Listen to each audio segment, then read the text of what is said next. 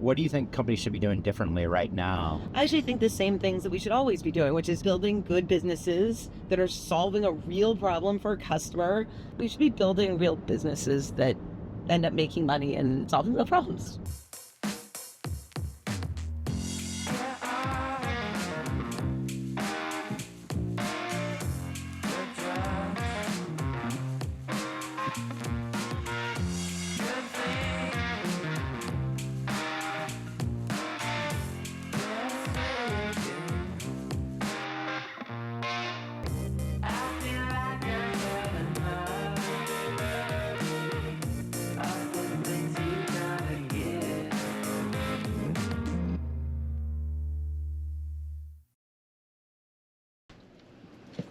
All right.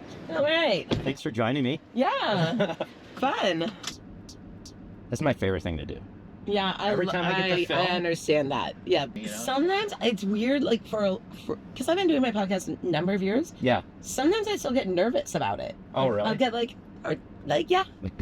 That's interesting. I remember when you first talked about doing it. Yeah. No, I talked to you. Yeah, we talked specifically. I don't like giving advice. I like giving relevant experience if I've done something. Yeah. And I just remember saying, like, you have to really love doing it to do it. Interesting. That's the right advice. Because otherwise, there's a lot of little pieces to it that are not, like, they're a lot of work. Yeah. You know? No, and it's like, even when I started doing it, it wasn't, like, very clear whether there was ROI exactly, directly, or how much given the time. Right. Versus doing some other things. Right. But if you love doing it, which I love doing it too. So this is kind of to me, this is kind of the iconic Venice area right here. What are we, Windward Circle over there? No, we're like with the Venice sign. I don't know. I thought the little alley where you picked me up. So, local color. We had some local color. Yeah, we did. Let's start with TenOneTen. Yeah. How did that come about? And how many years have you been doing it? And what are you guys investing in? I had my 5-year anniversary yesterday. Well, but it was Sunday, so I don't know if that counts. Yeah, so maybe it's today. We'll celebrate it filming today. Okay, great. Congratulations. Thank you. So TenOneTen was started 10 years ago by David and Gil. And they had both been founders in LA, and they said that they wanted to support early stage technical founders. Okay. And build that in LA. That was an important part of it. And that's always been our mission, is supporting early stage technical founders. I was an early stage technical founder. Yes, you were. And that resonated, and then sort of the how do you do that as a firm has been sort of the journey I found, which is to build a world-class seed fund. Right. And what's TenOneTen stand for? I joke that it's because Gil thinks in binary, but it's zeros and ones. Now, how many people are in the firm now? The three of you, or? Well, no. We have another partner, Eric Pakrivon, who's amazing. We're still small. It's 7 of us, really. Yeah. That's awesome. Yeah. And it's early stage investing? Yeah, it's early stage seed investing. I meet these amazing people and try to, figure out who's going to make a difference in our generation. And maybe that sounds very lofty, but to some degree, I really do believe that people, certain individuals change the course of our generation, of our world, and absolutely try to find amazing people and invest in them. Now we're going to get to the LA Ventures podcast in a bit, but I wanted you to reflect on doing all those interviews. Has there been anything that kind of made you kind of think different, or you just changed your approach from talking to all these great investors? Oh, every single one, which is why I keep doing them. Every single one. I mean, the way I approach it, like you and I were saying, you have to love doing it, right? But I have to love doing it. I like the process of doing it, but also I choose people who I want to learn something from. Right. I study them a little bit and figure out what's the thing that I think they're most interesting to talk about, or what am I most interested in sort of digging in with that particular person. Right. So I'm actually pretty inconsistent about what I talk about by my guests. It's what I'm interested at this point. I am my own audience. Right. Which hopefully I have other audience, but also I have to be interested in it. So I'm always learning something. That's funny. Rick Rubin talks about that. He make the music for you. Yeah. And then if it connects, it connects. If it doesn't, doesn't. But make your art for you. And I think that's a really cool thing. And I've learned, in every guest, I'm some of my guests have amazing thoughts on portfolio construction, which sounds boring, but ends up being interesting because Will from Riot Ventures like gets his ownership in a different way, and sometimes it's, I'm talking about like food tech with Brian Frank, and he's so interesting about like the future of agriculture and supply chain, or proteins, or whatever. Yeah, I think that's amazing. I went really deep on this in my book about learning, and I think learning's so important for early stage like habits and behaviors in organizations. But I also saw the kind of similarity why you and I probably both do these podcasts. It's one, we like to learn. Yeah. Like, I'm just obsessed with learning. Yeah. And I want to share that like with everybody else. That's why I record it, right? Yeah. But I think there is something really in the venture community and culture and startups. I always say like if you have employees willing to learn, like they're willing to change, and that's what they're doing, is they're changing everything. Yes. Right? And so if they're not willing to change, not willing to learn, then you have to change your people. I mean, because it's so important, because you're always course correcting, you're always gathering more information, new data, and making decisions, because there's no path in these companies, right? You're not starting another dental office. If you're going to do that, you just go get a blueprint from someone else and do it. But every one of these companies is doing something that's never been done before. When you did Shift, the company that you built. I didn't mean to roll my eyes. I mean, there's a lot of learning. There's a lot of learning, right? Yeah. Would you say that you're constantly learning, or what Yeah, constantly learning. I think that's a fair. I say it was a lot of personal growth. That's how I talk about it. And sometimes I compare it to VC, and I say in my startup, in Shift, there was a lot of personal growth, like learning how to manage an organization, learning how to communicate, learning that I wasn't a good communicator, all of those things. I actually feel like in VC, I say it's a lot of intellectual growth. It's a little less personal growth. I don't manage anybody. Right. I have no boss. That's a different level of learning. Right. But I'm very intellectually stimulated all the time. And I get a little secondhand sort of growth via my portfolio companies. Right. But it's not the same as having to manage people, frankly. Right. I'm not constantly thinking about everybody else to some, right? Like there was a constantly thinking of everybody else's happiness. Which is, it's just different having a portfolio companies. Right. Versus your own, moving your employees across the country to come work at your startup, feeling very responsible for everyone. Right.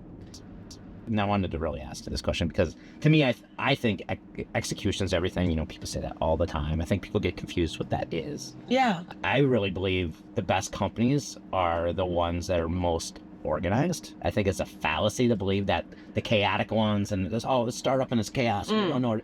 I've found, and I've been under the hood of hundreds of these companies, the ones that are most organized are the ones that are typically successful. They're the ones that actually can execute. Have you found that in the portfolio companies? Did you see that in Shift? Yeah, both, for sure. So for us at Shift, getting organized meant many different things. I mean, it meant everything from what are we looking at on a daily basis, weekly basis, monthly basis, quarterly basis, yearly basis. And actually, we were so organized in some ways that sometimes I lose the forest through the trees or whatever it is, where I'll be looking at something on a weekly basis because I'm stressed about the numbers. Right. But really I need to say, give myself the space to look at something on a quarterly basis. How much we were meeting as an executive team versus spending in the field. All of those things took a lot of iteration running our company, running Shift. We talk about it a lot also when we're investing in companies. So I'm investing at the seed stage. So companies they don't know their 3-year financial plan when I'm investing. Right. But I spend more time than I thought I would actually looking at their 3-year financial plan to some degree. And it's maybe not their 3-year financial plan, but maybe it's an 18-month plan, which is it's a reflection of how they're thinking and how they're how much they understand their go-to-market motion, how much they know their target customers, and how ambitious they are in their planning. And so actually, even at the seed stage, even though we know that nothing goes according to plan, understanding people's plans for how they're going to organize their business seems really important. Yeah, when I do planning with companies, I typically start with the 3-year vision. And some of these companies are seed stage, some are late series stage, right? Yeah. But that year number is magic from seed to late series. And a lot of the seed stage companies are like, well, we don't know what's going to happen tomorrow. Yeah. Why would we think 3 years out? And I said, if you want to raise capital, if you want to hire people, if you want to get customers, they need to know where you're going. Yeah. And guess what? You all need to agree on where that is. Otherwise, you're going to be going in 5 different directions. So even have some semblance of a vision is so important for even the early stage companies. Now, later stage, you can start to project out easier because you have some sort of basis. And guess what? The 3-year vision is going to probably change. Like 3 years from now, you look at it, you're like, okay, we didn't know a lot. We're coming, but at least they're unified going in a direction. And I think that's really important. Yeah. I mean, I often like to say, if you go and ask senior leadership at the company, top 3 priorities, are they going to all have the same top 3 priorities? No, they're not.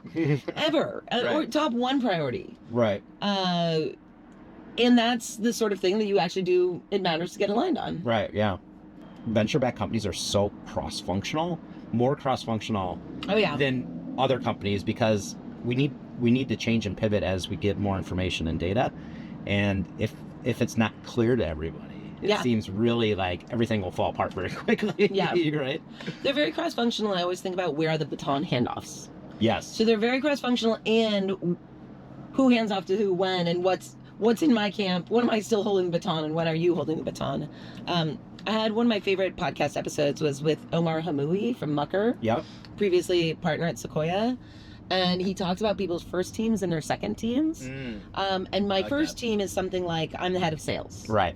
But my second team is I'm a member of the leadership team. 100%. And I come to my leadership team, and I am there, and I'm fighting for the sales team to get them resources, and I'm fighting for my people on the sales team because I'm a good sales leader. But actually, that's wrong. Actually, I need to come, and I'm not fighting for resources for my team. Right. We need to think like, what is best for the company? And if I'm fighting for my sales team, maybe we need more research on the product team or on something else. So really reframing yourself in terms of what is the bigger goal above me, not just what am I doing. All right, going back to investing right now. Yeah. In TenOneTen. Yeah. What are some of the fun things that you're seeing and areas of interest for you right now? Fundamentally, it's still people. For me, it is meeting people, and I just open to meeting these people who are investing in software for hotels.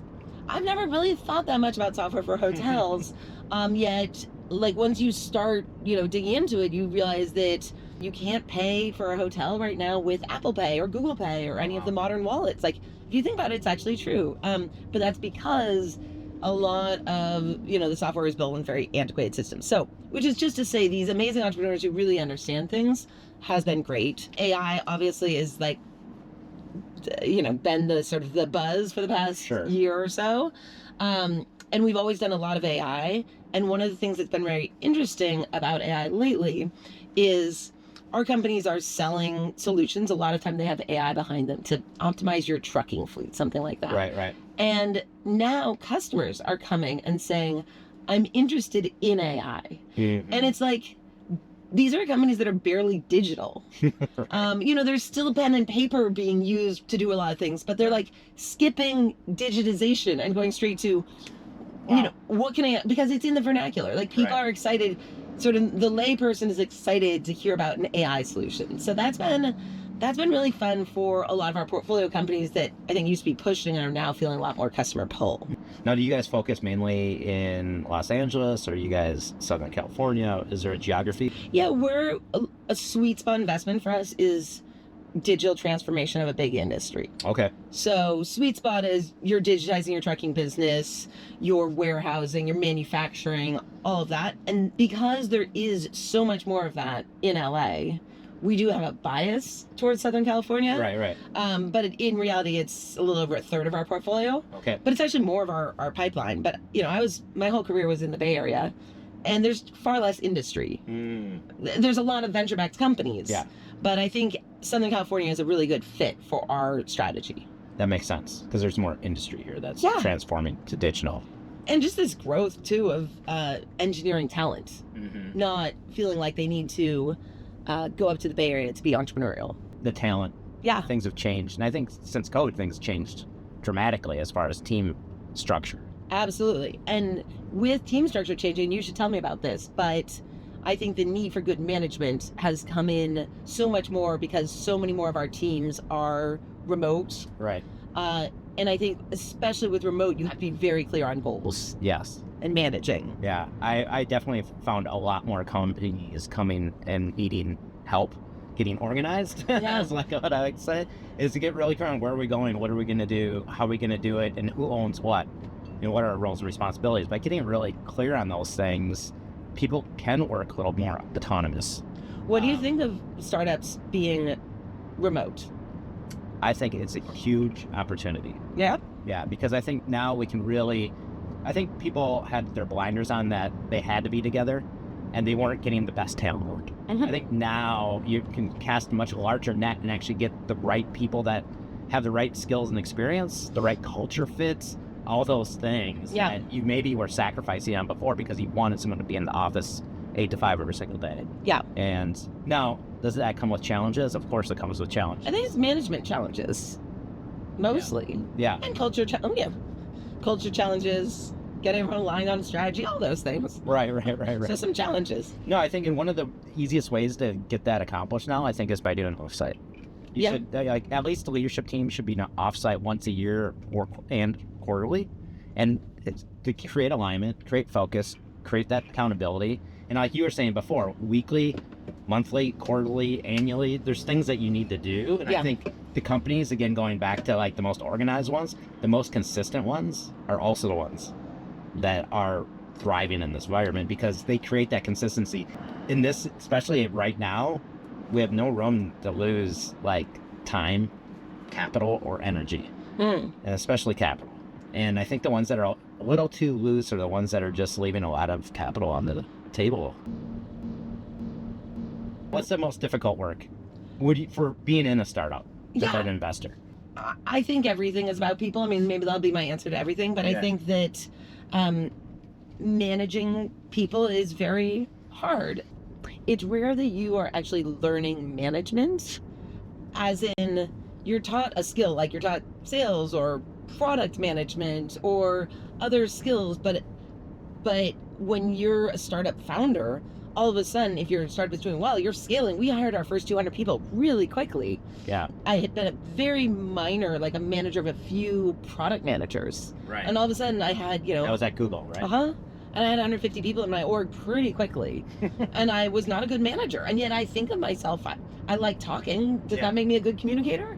Actually, no, it doesn't. It just means that I like talking. But I feel like I'm a good communicator. Right. And learning that sort of my shortcomings there was a lot of personal growth. Well, 150 employees can help you find your shortcomings really quick. Yeah, they help. Yeah, anybody is going to find some of those, right? Yeah, I'll give you an example. I like to move fast. I like to sort of build excitement, momentum. I'm very transparent. And one of my peers, the acronym she liked was reliable, accountable, predictable, RAP. And we're kind of 180 degrees from each other. Right. Like fast and transparent is kind of the opposite of reliable and predictable. And so you just learn like different styles work for different people. And my particular style works for some of the people, but not all the people. And learning how to communicate and manage, I feel like I improved. You brought on some of these portfolio companies now. That you shared that experience with them, or you find that they're challenged with that, or?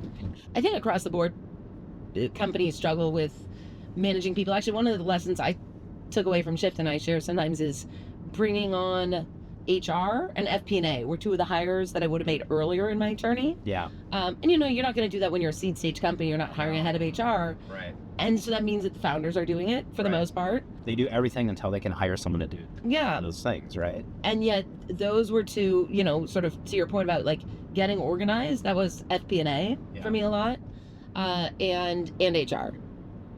It's funny. I think it was Biggie. Biggie said more money, more problems. I think he was wrong. It's more people, more problems. Yes. Yeah. Right. Yeah. Actually, sometimes both, though, right? Right. In today's funding environment, we're also telling our portfolio companies, good job. If you raise $5 million at a 50 post, it's the same dilution as if you raise $10 million at 100 posts. Right. And raising $10 million does not necessarily make you a better company. what do you think companies should be doing differently right now than they would have when it was easier to get capital? I think people overreact sometimes. I think venture tends to swing a little too far in each direction. Right. And so it's like, free capital, we're in a ZERP environment, like let's raise as much as we can and grow as fast as we can. Mm-hmm. And then now we're in the everyone needs to be profitable, we shouldn't grow at all. Right. I don't think either one is right. I actually think that a lot of the role of a good VC, I think, is to smooth things over and not, but I actually think VCs, because they're always on VC Twitter and they're so attuned to the funding environments, are actually responsible for swinging the needle too far. So I actually think the same things that we should always be doing, which is building good businesses that are solving a real problem for a customer that can pay for it. And, we should be building real businesses that end up making money and solving real problems. It's good to hear someone else has that same thought process. That's awesome. I was thinking, like, there's some question I have, but I don't know what it is, about you making content and what you've learned. I mean, both of us make content. Yeah, I was going to ask you that question too. Yeah. What have you learned about what works for you making content? Like, how has your style changed? You want me to ask you that? No, I was thinking that was my question for you. Oh, you have that question for me? Yeah. Okay. So how has my style changed making content? I'm very visual. So that's why I love video. Oh, interesting. Yeah, I'm very visual. Don't ask me questions. This is gonna get weird. I recognize people walking down the road. I'll be like, they work at CBS, or that person works at Jersey Mike's, or what. I'm like, I'm very visual. Yeah. My memory's not good at all when it comes to other things, but I love making really cool video content, and I think it hasn't changed. The funniest thing is, the first show that I did in the car, very similar to what we're doing right now, was 9 years ago. Wow, yeah. No, I looked at some of your... really old stuff. Yeah. And I called it Driving Change, and I was driving around with different people. I also own an executive search firm, so we're focused on this genre of people. And so I was interviewing these people, and it was just like comedians in cars having coffee. Yeah. Except it wasn't funny at all. No, yeah. And so, but that was a really fun way to do it. And then when I did tech scenes, we were jumping into Boulder and New York and different cities, and it was my version of Anthony Bourdain's Parts Unknown kind of thing, but tech. I think my vision for it has never changed. I still not got there. Yeah. But it's just been chipping at the stone to reveal, what I want to create, and so I'm slowly getting there. Yeah. I watched a lot of your episodes when I first moved here. I mean, I reached out. Yeah. Because for me, I was interviewing in LA, trying to figure out what job I was going to have. I didn't know. I moved here without a job. Didn't know what I was going to do. Right. And so I wanted to get a sense of who was who, and sort of whether I liked them. And I do feel like, not whether I like them. I like everyone. I'm like a Labrador. But but sort of whether it was my sort of fit from someone I would potentially go talk to about a career. Right. And you had there was not that much in LA on sort of the tech scene here. Yeah. Yeah. You want to know something interesting? Yeah. I filmed all those before I moved here. Oh, wow. And then unknowing that I was actually going to move here. Yeah. And then by the time they started coming out, I had already was living here. Yeah. So my wife wanted to move out here. And then I was filming in a different city, and I filmed LA, and I came back and I was like, okay, maybe we should move there. So yeah, I did a few posts that time in LA, but then I started trying to do the other cities. That's cool. I'm glad that some of those were insightful. Yeah, they were great. How has your content changed from when you started and now what you're doing? I mean, maybe a little like you. I like what you said, which is maybe the vision hasn't changed, but I'm still trying to get there. So I think one thing is I like everything really fast paced. I don't like all the chit chat, but just personally, when I'm like, get to the point always. But I think to make good content, it does have to be enjoyable. I think the people who make really good content that I admire are funny people. Right. Whereas I'm sort of a meat and potatoes sort of person. I think that for me, I've gotten bolder, or I'm trying to get bolder, in that I find that if you ask the elephant in the room question, it's usually the best question, which is Dana Settle, why don't you reply to emails or something? But just and give people a chance to answer. Jeremy Milken, you're part of the Milken family. Like sort of a, Right. let's talk about it, right? Right. Like, whereas I think that sometimes I know what I want to ask people. Like I just had Founders Fund, Scott Nolan, and I wish I'd asked him a little bit more about Keith leaving. But sometimes, like, I don't want to make people uncomfortable, so I don't ask them about, replying to my emails or whatever it is that I feel like might be an uncomfortable question. But then people are usually, like, A, more than happy to talk about it, and B, sort of, then Dana can say, like, look, if you need me, pick up the phone. I don't really like email. It's not my preferred communication channel. I'm sorry everyone else, wants to put stuff on my to-do list for me to reply to them. Right. Or whatever it is. I hope I'm doing Dana some justice on that. No, I think it's important. Well, for me, I don't have a filter, so that it causes a problem. Oh, no, that's good. No, that's actually my point, is actually not having a filter means that you get those good questions. I do have a filter, but I think it's very thin. Right, okay, yeah. And I think it applies well for me. I have a porous filter. Yeah, it works well for me when I run sessions. I'm sensitive to the elephants in the room, but I tell everybody, like, going back to one of the questions asked, I think the hardest work is having these difficult conversations when there's elephants in the room, to get rid of them. Yeah. Or we need to ride their backs to the top, right? So, like, I think even though it's hard, I think we have to ask those questions. And I think even, like, in the content, they can always say, I don't want to discuss that, and then we could just edit it out. Yeah. I have one last question for you. Yeah. It's a new question. You're on a desert island. Yeah. You got food and water, everything you need. Yeah. But you're going to be there the rest of your life. Yeah. You have this boom box, and you can only bring one cassette tape to play in. Oh my goodness. What album are you going to bring? Wow. Right now I've got a lot of Sophie Tucker in my ear. Okay. But maybe I'd bring something like some old, like, family, I grew up with, like, the Police records or something. Oh, yeah. Something like... Sting. Yeah, totally. Bring me some early Police. I think, like, that was what my parents listened to. That's a good one. But it, like, makes me feel connected to, like, home or something. That's so interesting. It's totally different than Sophie Tucker. My answer just recently. Yeah. This weekend, I decided it was going to be the Eagles. Oh, wow. Which more in the same genre. I don't even know, but it kind of the same thing, because it reminded me of being on the boat with my parents. Mm-hmm. So it kind of brought me back home, and I don't even know their full collection. I know the Eagles pretty well, but I don't know. Yeah. I was thinking more from a collection than one album. I made it harder on you. Yeah. But yeah, that's what it kind of brought me back to, is like kind of bringing me back home, grounded. Something I could listen to for a really long time. But Sting, the Police. Yeah. That's a good one too. Yeah. Yeah, Eagles too. I like it. Cool. Well, thanks for joining me. Oh, yeah. Awesome. That's so fun. It was a good drive. Great. Yeah.